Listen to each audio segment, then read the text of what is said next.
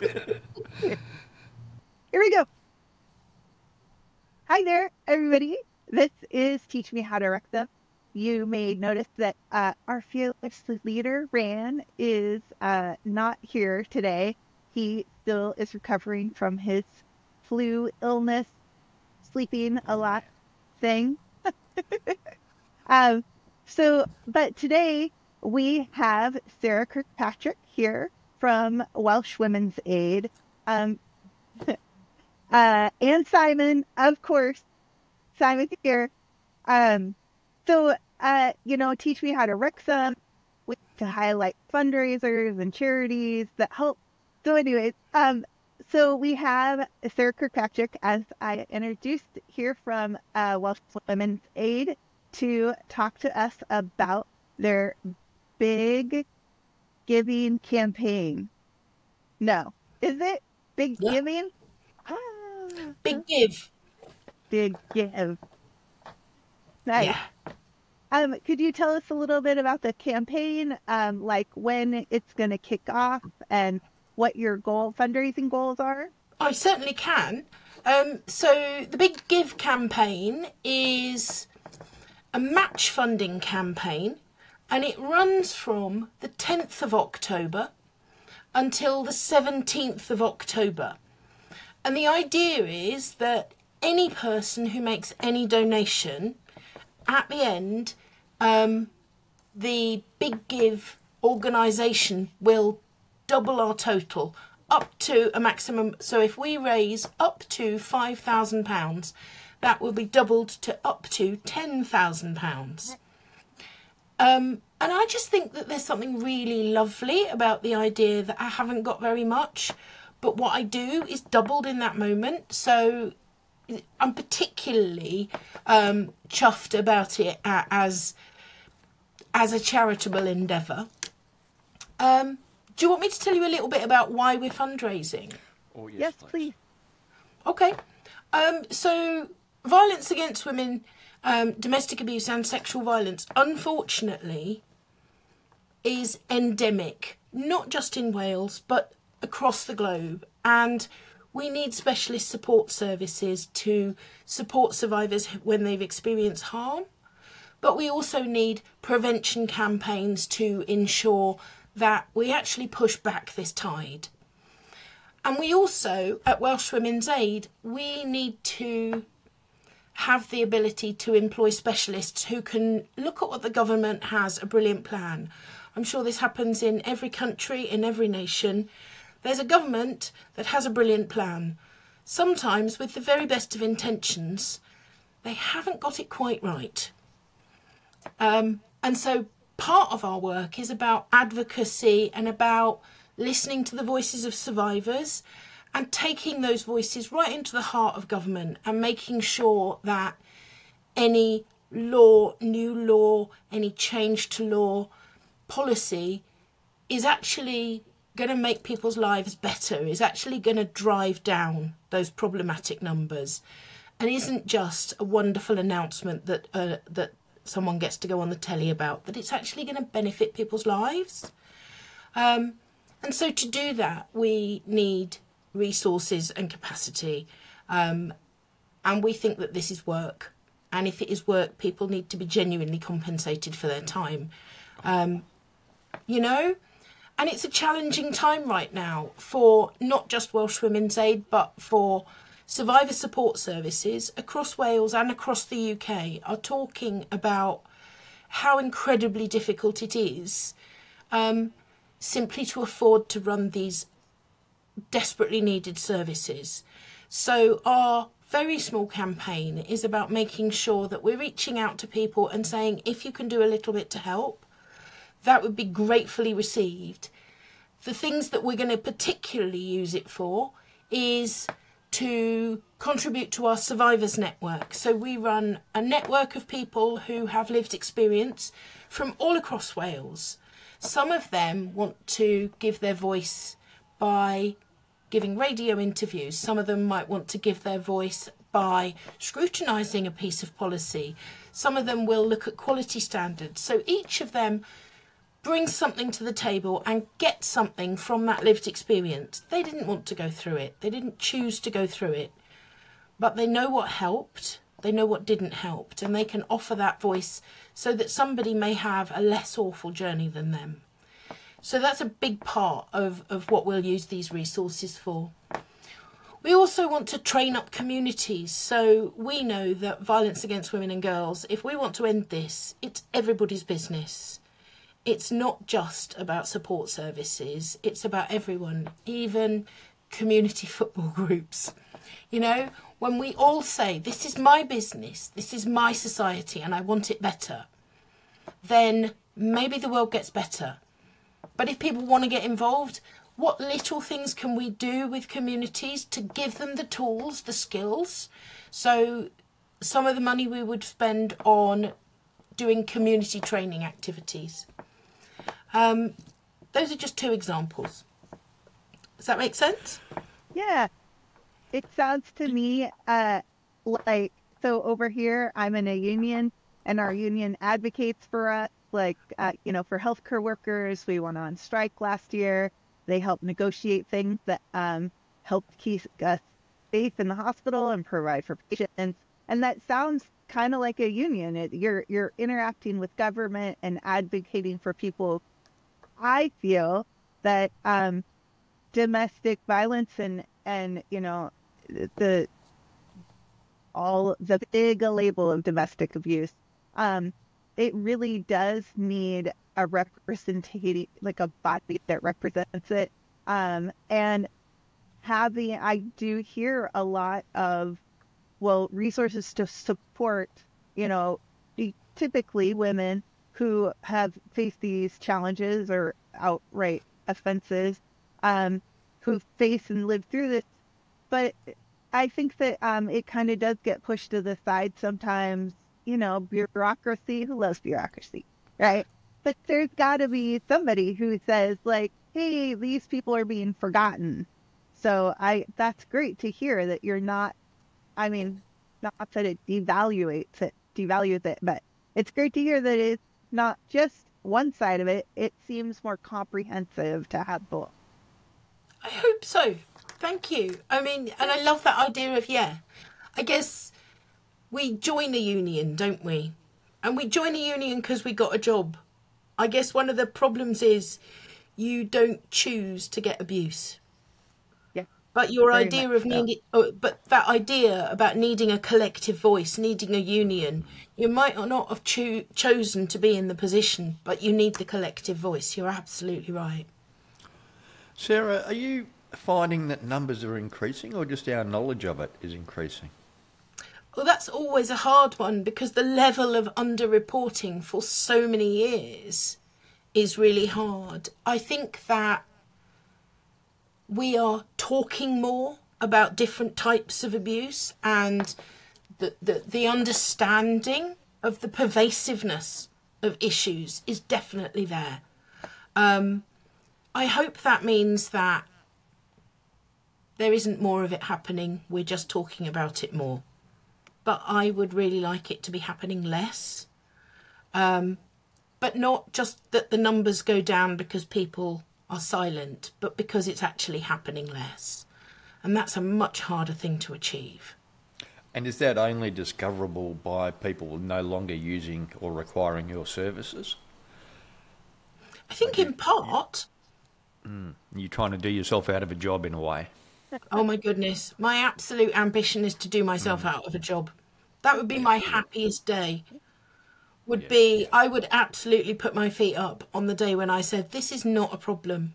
Not needed. But even on the day when it was just a really small problem, because sadly, it's not a really small problem. When I go out, even socially, and I have conversations, there's always several people in the room who will say, yeah, been there, done that. It's not once in a blue moon that I have that conversation, and I'm sure both of you would reflect that it's not once in a blue moon that either of you have had the conversation either.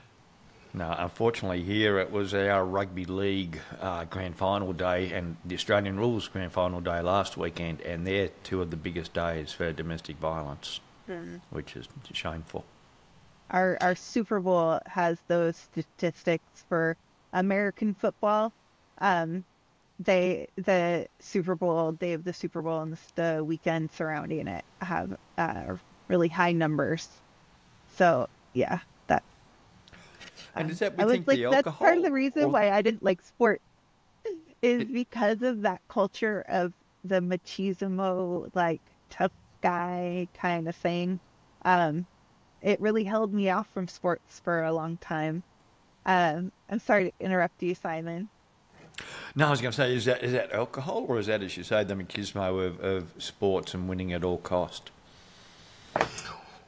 I mean, I will throw in some stuff from the UK. There's been some research done. So in the UK, when we're in the Euros or when we're in the World Cup, and on particularly significant games, they've done some research which says that reported incidents of domestic violence would increase by 26% if England plays. But here's the bit. 38% if England loses. When? Ooh, did you say that? But so it's not even linked to the winning or losing. No.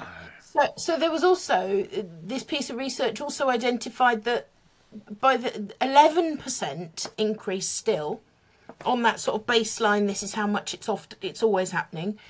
Still an 11% increase the following day, regardless of whether it was a win or a lose. So, but I think it's a duff steer.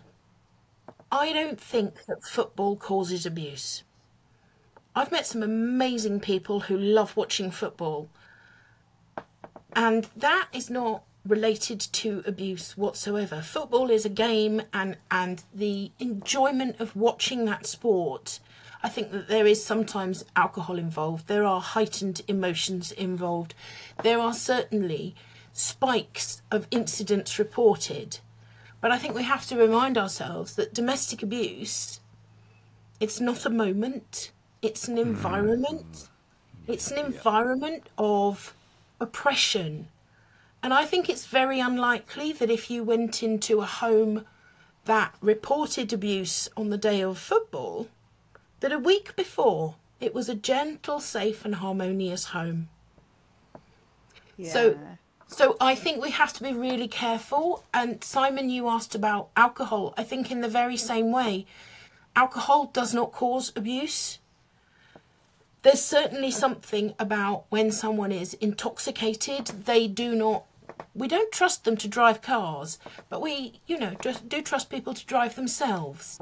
We expect people to still be able to function.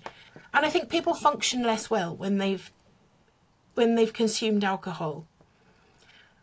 But for some people, I think that might be the thing that holds the door open to a particular evidence of behaviour. But I think that the motivation is almost certainly present outside of that moment of intoxication. Does that make sense? It's not football, it's not alcohol. Coercive control and abuse is something much bigger and much more pervasive than that, sadly. And are they learned behaviours? Like, where is this cycle coming from, and how do we cut the cycle? I mean, isn't that the big question? Yeah, we might as well get in early. Ask the big stuff early. It is the big question. I think we have to learn it from somewhere. But it's a heavily gendered problem. So when we see who is harmed over and over again and who is doing the harming over and over again, sadly, the evidence shows us that the vast majority of those bringing harm are men, and the vast majority, but by no means all, people who are experiencing domestic abuse and other forms of sexual violence and domestic violence, it turns out that those are disproportionately women. So I think it is learnt, but I don't think it's learnt person to person. I think it's a social thing. I think the world around us teaches us lessons about what it's okay and who it's okay to do things to. And I think, for me, if we genuinely want to end violence against women, if we genuinely want to say this is not acceptable, that's not about having brilliant support services that patch up people who've been harmed.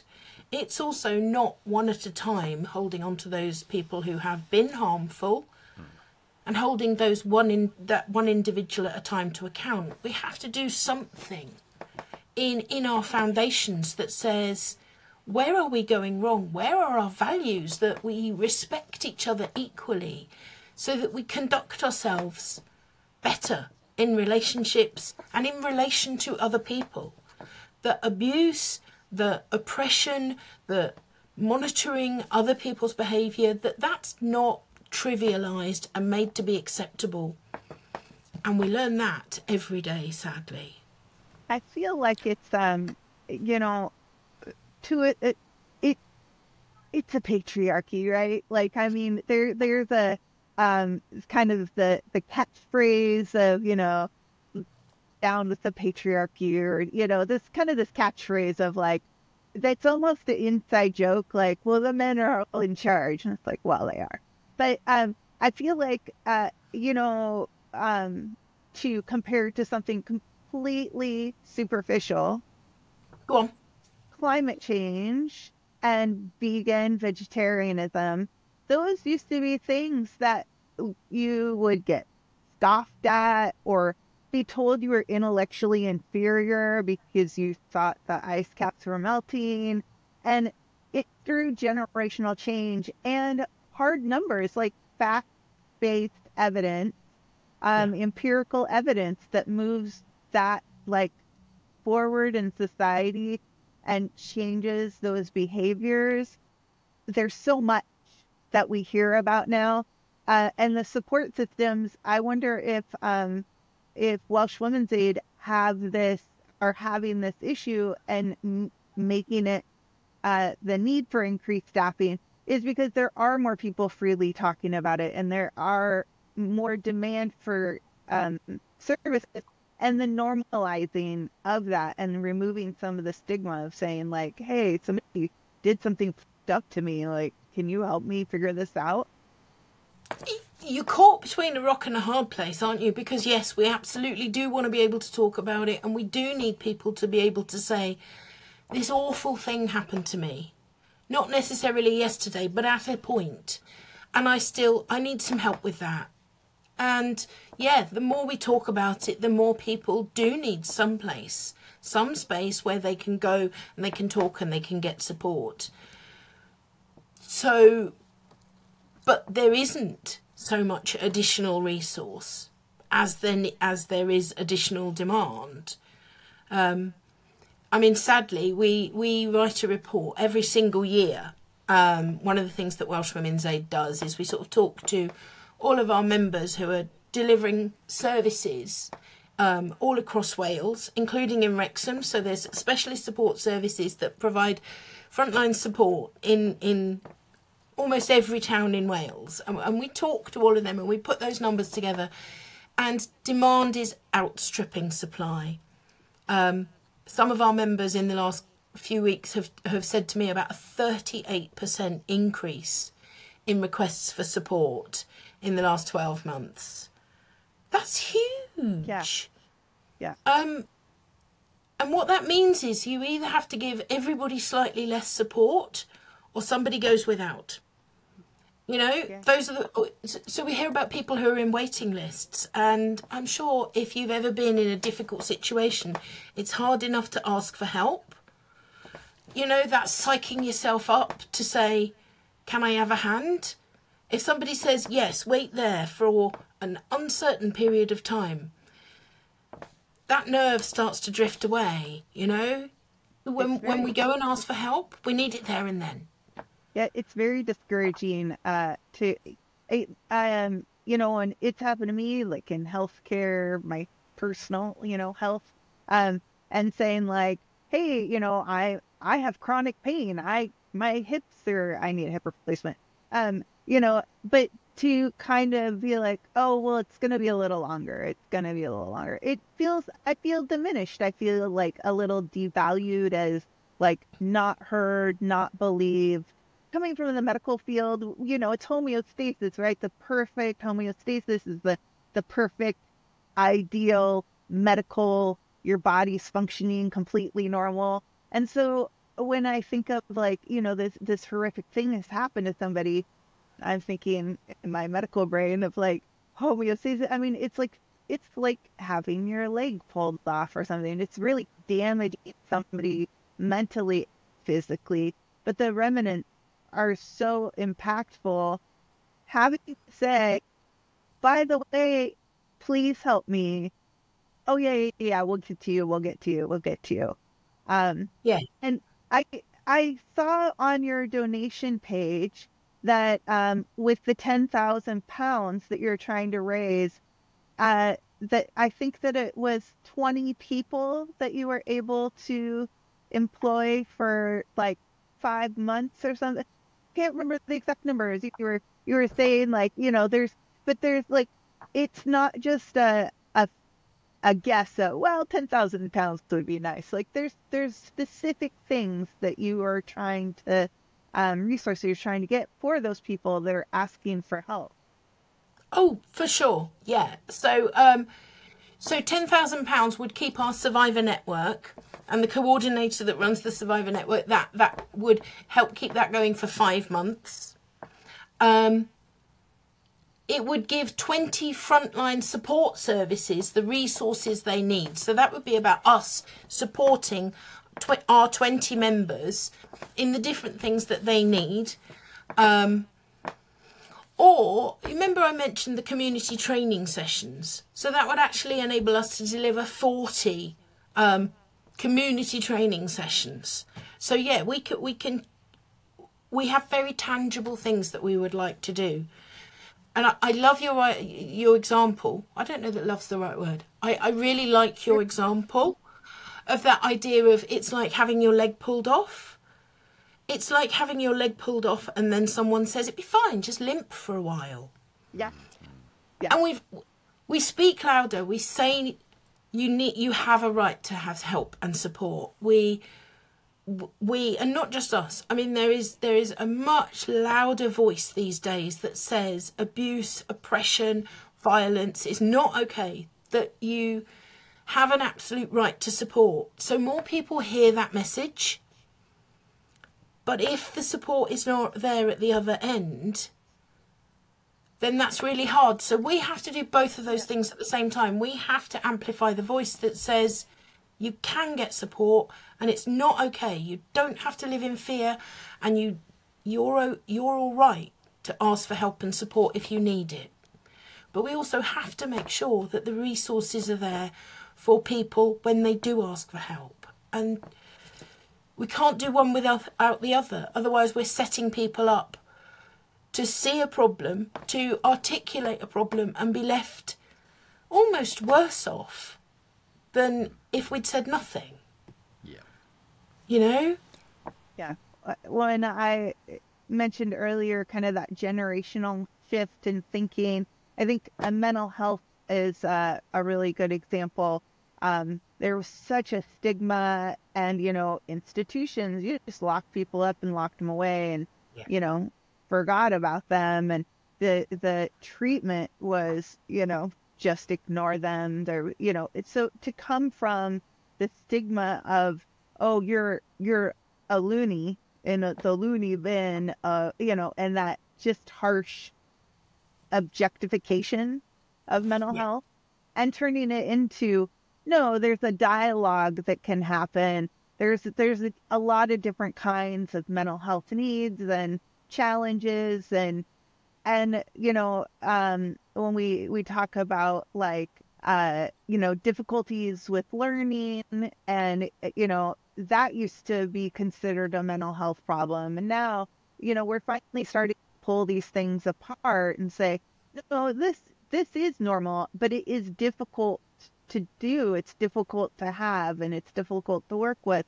and I hope nobody ever tries to say that abuse is normal. That's not what I'm getting at. But I feel like, picking apart mental health, there is this kind of more open dialogue, and I would love to see that um, in, the whole world. But I'm encouraged by things like Her Game 2. Have you heard of Her Game 2? Yeah. And so Yep. Wrexham AFC are like a official partner with Her Game 2. It's just, I don't know, it's very encouraging to me. It's really encouraging to me as well, because I think that's where where we will see the change. You used an example earlier. You talked about climate change and how attitudes have shifted. Now, I'm just one person and I don't use that much stuff really. I'm pretty confident that my recycling is not going to stop global warming. And whether I remember to take a string bag to the supermarket or not, probably won't stop global warming. But it's me now. I'm part of the solution when I recycle, when I separate my cardboards from my plastics. I'm part of the solution when I do remember to shove my bag in my pocket or stagger back to the car with all of my pockets full of my shopping. That's a good idea. Yes, but now we're involved. It's not just this thing that's talked about over there that is just unfortunate and somebody else is involved with. I think that we've had that conversation about the climate for so long, but also we've connected people to how they can be part of the solution. And one of the questions that you'd sent me earlier was about how men could be supportive. Yeah. And the question you said was, how can men be supportive in a non-disruptive way? Yeah, I feel like that is really key, because I feel like, people that have had conversations with, again, giving that example of mental health, and being from the medical field, being able to freely talk about suicide, suicide ideation, and people get so like, oh my gosh, that you shouldn't talk about that. And I'm like, but I mean, unfortunately, it's kind of a normal thing. And if more people felt included in those thoughts, there's kind of a reassurance of, oh, there other people might understand me. And so I feel like with domestic, abuse and there's this like hesitancy of like, oh, that's not polite society, right? Like polite society says. And then on top of it, if we're saying, well, the polite society doesn't say it and men are the problem, right? Then where can a man fit in to feel confident, not overstepping, but confident supporting and normalizing? Yeah. It's a really good question. And I guess when I think about it, it's like, I really want them to do it in a disruptor way. I want them to change the narrative. And I want them to see like they're part of the solution, not part of the problem. I think sometimes you hear that thing about not all men, and it's like, okay, but you're a man and you can be part of this solution. And I genuinely believe that foundation that we have. I read newspapers that have such horrible victim blaming headlines. I hear conversations in bars where something awful is described and the response is, yeah, but what did she do? We hear our friends talk about, I'm going to ask her to justify why she broke up with me. And that idea that actually we can interrupt those conversations, not in an argumentative or hostile way, but we can say, actually, some people change their mind. It's okay to say no, because a huge part of domestic abuse is post-separation abuse, is the stalking and the harassment and the simply will not let someone say, no, thank you. Yeah, I felt like I don't really have very many girlfriends. Most of my friends are guys. Um, and that makes me more bold when I go out. I know that I have a group of people around me that treat me like one of the boys and won't let somebody mess with me. But that if I have somebody, I mean, not so much now that I'm almost 50, but when I was younger, trying to pursue me, and I'm like, no, man, like I'm here to hang out with my friends, not, I do feel like confident saying that, whereas when I'm alone, I may have to feel like I'm obligated to lie and say, oh, my boyfriend, blah, blah, blah. Or say like, oh, sorry, man, I am talking to a phone that's not even on a call just to disengage. And, that like so sucky. So, it is really encouraging. And I will say, um, when I fell in love with Wrexham football, um, I decided to go to Wales I made that decision in like 2 days. And I've traveled by myself quite a bit and internationally and stuff. And it's fun for me. I like just be able to make you know, compulsive decisions, kind of like just no, no, but anyways, Impulsive rather than impulsive. compulsive. That's the Yeah, word that I'm works. looking. I mean, maybe it's both with Wrexham, but I went by myself and I showed up as a woman in a town I'd never been to in a male-dominated sport, expecting to interact with a male-dominated crowd, and I never once for any minute in 3 weeks ever felt like I was in danger. I was being talked down to or belittled. Not just about my knowledge of football, but like me as a person as a whole. So one thing I do to protect myself is I don't drink when I'm alone. I'm not good drinking with other people. But when I'm alone, I go out on my own. I don't drink. And so I was at the turf. It was the night before I was going to leave. So I stayed and closed out the bar. There was a gentleman that was like, I'm going to walk you home, because I was going to the Lemon Tree and there's this like path that you can go and it's like between houses, but it's paved. And he's like, oh, I'm going to walk you home. It's too late. And then I'm like, I want some strange dude following back to my hotel. And like, I feel like I could tell a genuine difference that there were multiple people in the bar that were like, this is a really good guy. Like he only wants to make sure you get home safe. And he's drunk enough I could outwalk him, so I wasn't really too worried. But it was so generous. I felt looked after as a total stranger coming to a town, and that just made me fall in love with Wrexham even more. And that's part of why I want to be involved in the Wrexham community. You talked about stalking, and when I was looking over the Welsh Women's Aid website, I noticed the purple button, and on the screen, it's like a little floating exit button. Yeah. And then I was reading I gotta look at my note, cover your track online. Yeah.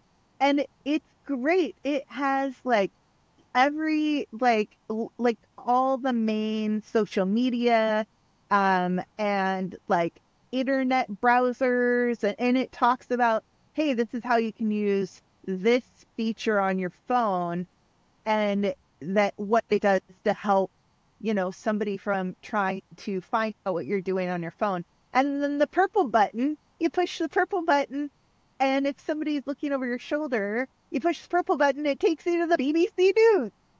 Like, it just is out. And so I thought that was a great resource. I'm not sure who thought of that, but if anybody needs to tighten down their profile, it's where to go. I'm very glad that you think it's good. It makes me slightly depressed that it's necessary, because it is a reminder, isn't it, that you know, if I had my car stolen, I would not need to keep it a secret that I was looking for help about who is my insurance company, what am I supposed to do, who am I supposed to report it to.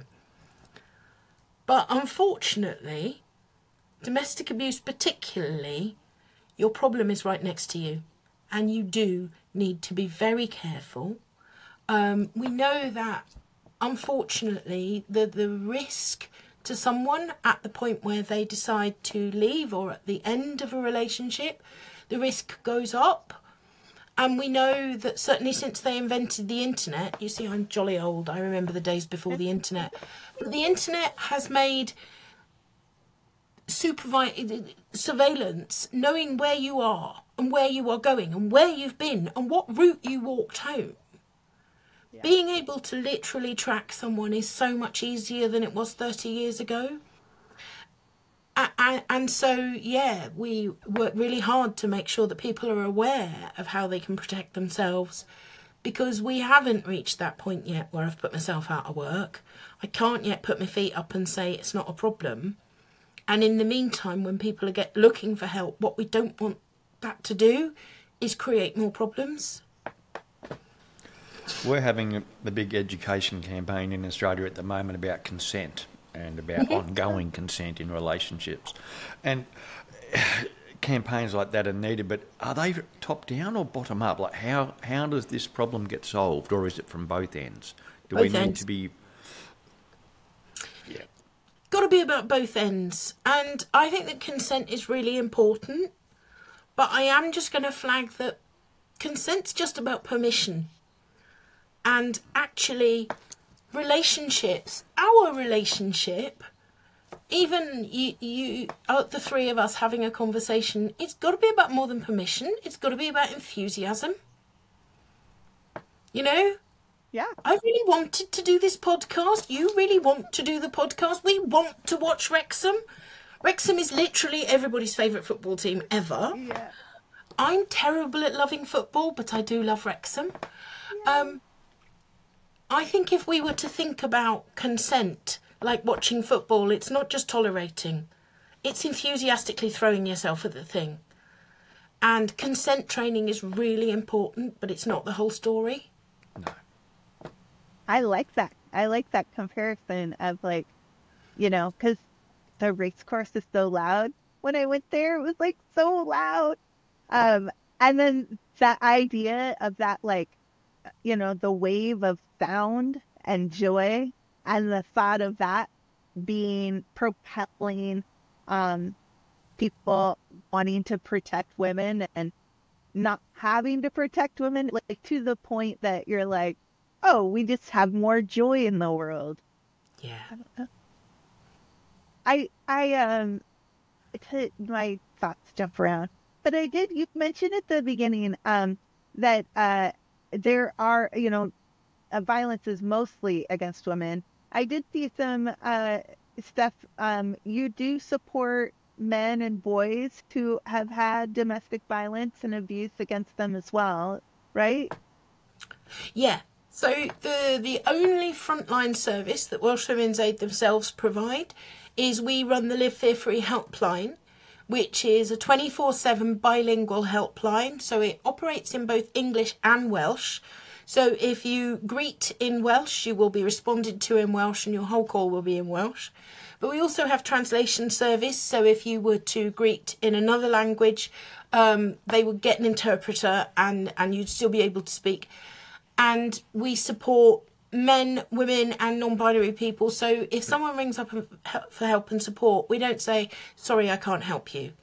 There are specialist support services in Wales. So there are men's refuges in Wales. There are LGBT support groups in Wales. So, yeah, while we know disproportionately affected is women, and also, heartbreakingly so, marginalised communities, so women from black and ethnic backgrounds and migrant women, even more so. Yeah, absolutely. Men and boys are also affected. And I think we have to remind ourselves the people who use harmful behaviour target vulnerability. So if you have a vulnerability, that's what's going on here. It's not about a weakness or a flaw in the person being harmed. It's about a choice on the part of a perpetrator. I think when we have a society which doesn't just shrug its shoulders at misogyny and sexism, then we will have less people making that choice and less people choosing to target vulnerabilities. Well, hopefully, like, we've gone through a female PM. You guys have had a female PM, and hopefully America will shortly have a female president. That is just one step and one example that women are, capable and able and part of society and not to be marginalised. One of these top-down views that people will see that this is normal. And, just one small step. Indeed, one small step. Isn't it interesting that we are still literally able to count and almost name the number of female leaders there are that have been? We've had one. We've had one in Yeah. Australia. We've got the big... And her big thing was making the misogyny speech against the Conservative opposition leader at the time. So, a lot of work to be done.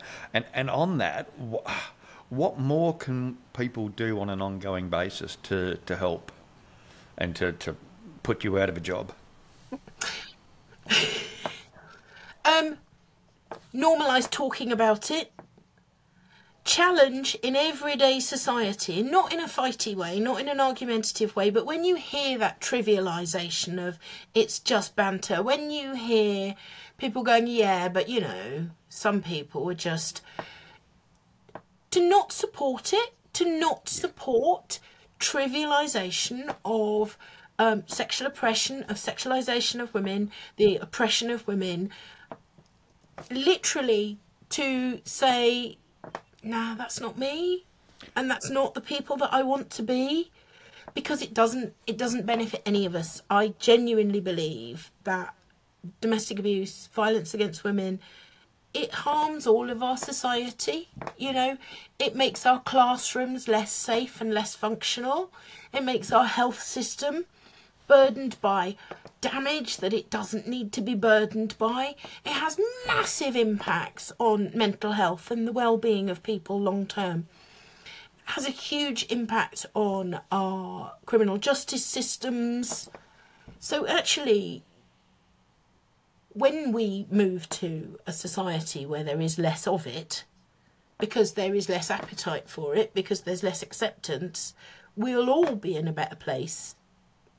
So that genuinely is the thing I would say is really important, is how can we all challenge it, is when we hear it at a low level, to challenge it. When somebody starts to talk about an experience that they've had, don't try and fix it. Make the space to listen to people, tell them that you believe them and ask them what they want, and genuinely listen to the answer.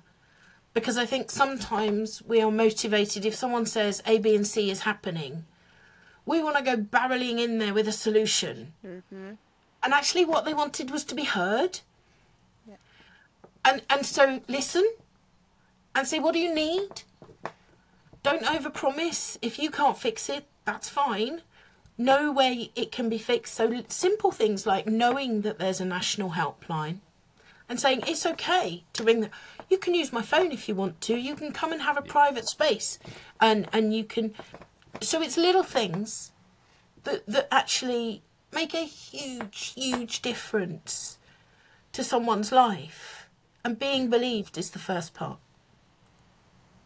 You talked about that little, taking your bag to the grocery store. I always give the example of, they phased out the incandescent light bulbs, and then now they're all LED and all this, and it was like, oh, the power it takes and the good for the environment and da da da da da da. But and then I'm like, well, that works in all sorts of circumstances. It is that one guy who was like, man, I really want to make sure you get home safe in the dark in this town that you're not from, and feeling like, oh, I can feel confident and not like an idiot or naive. You know, I feel informed. I feel like I've been in this town for 3 weeks. I mean, it's not forever, but I felt informed. I felt like supported by, and like somebody was like invested and helping me out. And it wasn't even an abusive situation. And I think that those little incremental changes, it sometimes for myself, sometimes I just need to talk through something to come up with a solution for myself for, applying for a new job. I had a position change at work. It took me talking to people, not for them to tell me what to do, but to help me figure out what I wanted to do. And I think that that's so valuable, that, I encourage all genders, but I encourage men to have the vulnerability to be in a conversation that makes them uncomfortable, that might not have any active solution in the moment. It might just be, hey, this person needs to talk about this really hard thing. Do you just have an ear? Like, a little bit of time. I feel like that's like a light bulb changing, or taking your bag to the store. It's a little thing, but it makes such a big difference. Well, it's the think global and act local, isn't it? You're not going to solve every problem, but you can solve that minute's problem. You can, make an example for that person watching you bringing out the string bag at the shops. Absolutely. Do you know the other thing that I would throw in? Because I think it's important, that idea about believing someone. And you mentioned that idea about you were going to walk back to the hotel and you were a little bit like, ugh, when the very kind chap offered to walk you home. Understanding that sometimes people will be anxious and that's you don't have to correct them. People will be anxious sometimes, and respect that anxious. And we are in a world where I know he's a good guy and therefore he is a good guy. Yeah. If somebody says someone you think is a good guy has done something, remember, different people in different contexts are not always good guys. We've had one too many scandals, haven't we? Yeah. More than one too many. One too many sports stars. I know he's a good bloke, he wouldn't do that. Well, he actually did. And he's been doing it for years. And I think that it's really important on all of us to know that even though someone we think's a good guy, our experience of them is always as a good guy. If someone says, this was not good for me, to believe them and not to utterly condemn, but also to not correct a victim and not say, nah, they're a good guy. And I think that's really important to sort of, for all of us to hold on to the idea that we are walking alongside perpetrators every day. And we don't always see them. Is DV having its own Me Too moment? Or does it need its own Me Too moment? I would say that domestic violence has been talked about longer and louder than sexual violence and some of the sort of sexual exploitation. So I think the Me Too movement exposes that bigger issue of violence against women and girls, of which domestic abuse is one aspect. For me, the big thing we need to talk about is post-separation abuse. Often we think the relationship is over and the problem is gone. Sadly, what a lot of women will talk about is how the relationship is over, and that was just the start of the nightmare. It went from bad to dire. And so I think that's the conversation we need to be having, is this is not over when we turn the page. So where does the education for that come from? Is that, again, a society thing that change happens? Or is that I see my parents at home are always together, therefore, my relationship has to always be together? How do we change it?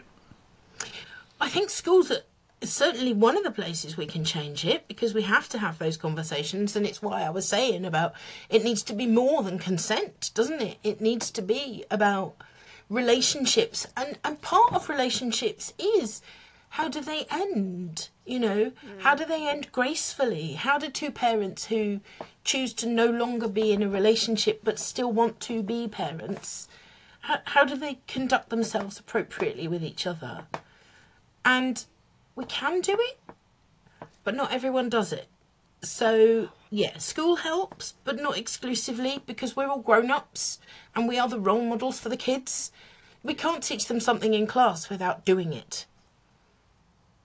I noticed on and you touched on it before, the community outreach that Welsh Women's Aid, like the services you're connected to.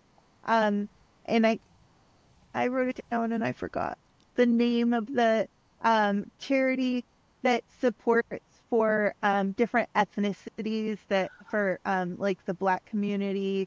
And what is it? Bawso. Yeah, BAWSO. Bawso. Yeah. Yeah. So they're a Wales-wide organisation. They have offices in Wrexham. Last time I was popping to visit them, I got stupidly overexcited because I went past the race course. Yeah. So Bawso have offices in Wrexham. They have offices all over the place, but they support Black and marginalised women all across Wales. And sadly, we have not reached a point where somebody's race or ethnicity or their migrant status does not impact on their lives. It absolutely does, and it impacts on their experience of life. Yeah. So having those specialist services that understand where someone's coming from.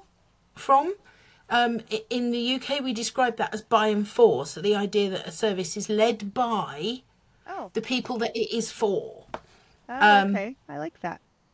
It's nice to see that your, Welsh Women's Aid is involved in not just kind of a blanket, service and support, but it's supporting these specialty things that, like, you got to get somebody in there that knows, like, all this stuff. Because, yeah, if we don't live it, then we don't even see the obstacle. But when someone tells us the obstacle is there, then we can do something about it. And I think that's one of the things, when we talk about privilege, white privilege, male privilege, the privilege is that these things just don't trip me over because they're not a problem. So I could walk all the way through my life and not encounter some of the atrocious behaviour that one of my Black friends would encounter. Mm-hmm. But it doesn't mean those things aren't problems. It's just they will never, ever come and greet me the way that they come and greet someone who is Black. And so we have to recognise that those things are there and address them, recognise them and address them. And the world I work in, sometimes privilege is people getting a bit cross, particularly men. So men will say, I don't have any privileges, I've had an awful, I don't know what you're talking about. And it's like, actually, it's not privilege icing on the cake. It's the challenges that the world is not throwing in your face. It's getting better. It's getting much better, I think, in terms of telling stories. And I think that allows us all to see the story better. Simon, you were going to say something. Sorry, as a white man, how do you feel? Here we probably go slightly the other way, and we try not to mention that, and it's just a person. A person is a person. And then I guess if it's vital or informative to the story, then it was, okay, here's a race or here's a sex. But quite often, because we do define them by that, we suddenly marginalise people by you are a Black person or a Black woman, rather than you are just a person. Yeah, I think it definitely taints the context of saying this person crashed their car, this Black person crashed their car. This woman crashed their car. The context from a person to a specific is putting a stereotype slant on it that you're right, Simon. Like, it's like, well, there's no need. we've kept you for so long. I did just want to come back to the Big Give campaign. I know that there's different platforms that like just giving doesn't take a percentage of your, the donation, and then you can just donate to the platform. And there's other platforms that take a fee, but the Big Gift platform, where's the match money come from? Like, how do you know how that kind of comes about? So it's different on different campaigns. On this one, they've got a bunch of match capitals, so we haven't got a particular sponsor on this occasion.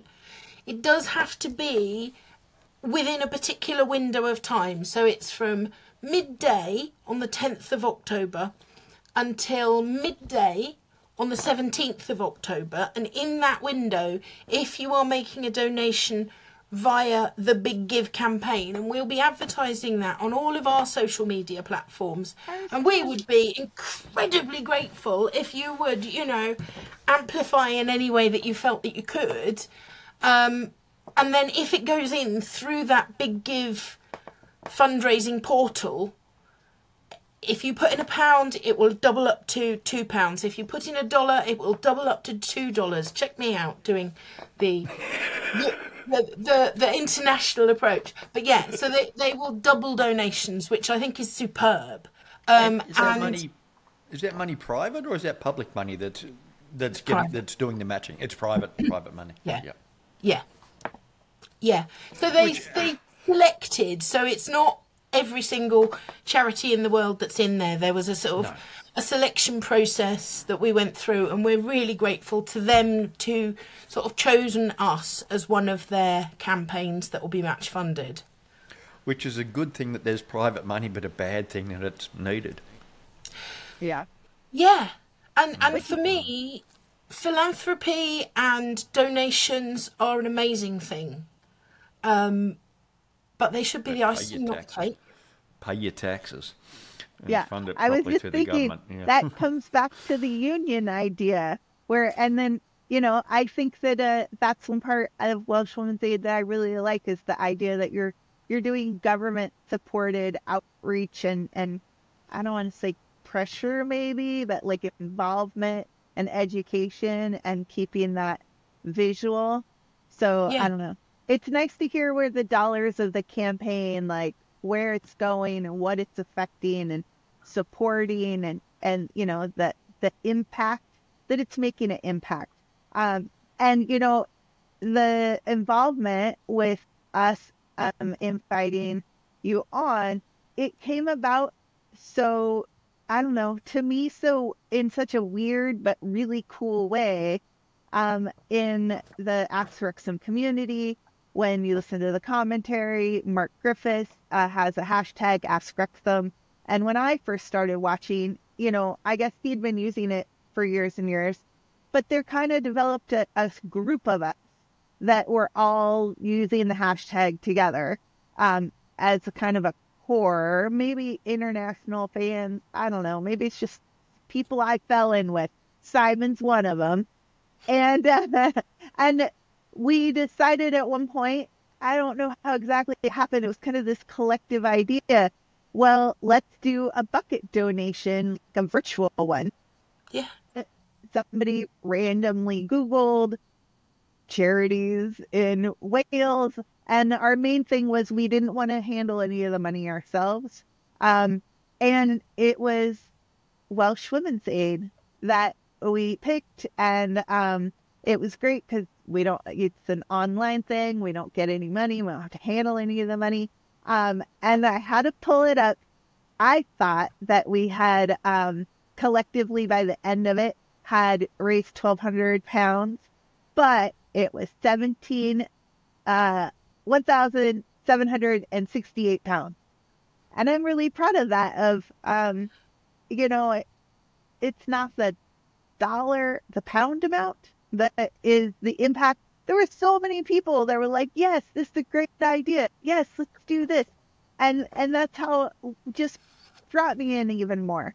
So I am hoping that by having you on and, having you talk about the good work that Welsh Women Aid does, that, I don't know, that we can get the juice out there. We can get the good news out there and hopefully have an impact on your campaign. Oh, I hope so too. And for me, always, there's something really important that when we do these campaigns, it's not just about the money. The money is obviously, this is a fundraising campaign, but it's also every moment is a moment of opportunity to talk about ending violence against women, talking about how you too can be part of the solution, how you're going to put that carrier bag in your pocket so that you are contributing to the solution, not the problem.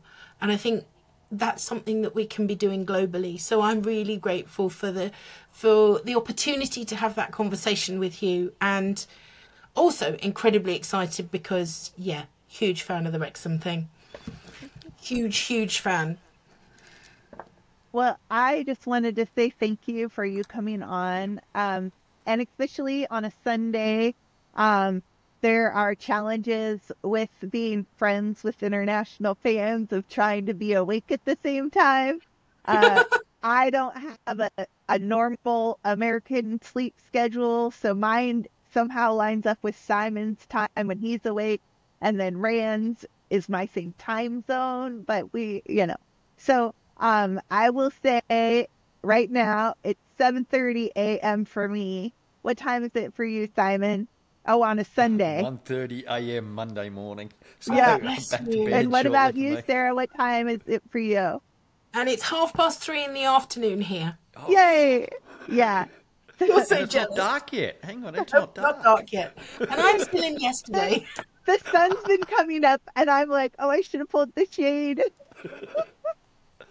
So, And, on behalf of some men, thank you very much for your time and contribution and knowledge and information and the chat. Been very informative. Amazing. And have an amazing trip because you're coming over to the Thank UK. And See you I'm in a very couple of jealous. Enjoy the racecourse. Thank you. thank you. I Thank will you sing so the much. little song when I go past it too. Nice. Well, thank you so much for coming on, Sarah. And at the end of our podcast, we always up the town. Up the Up town. the town. Up and down. Up the town.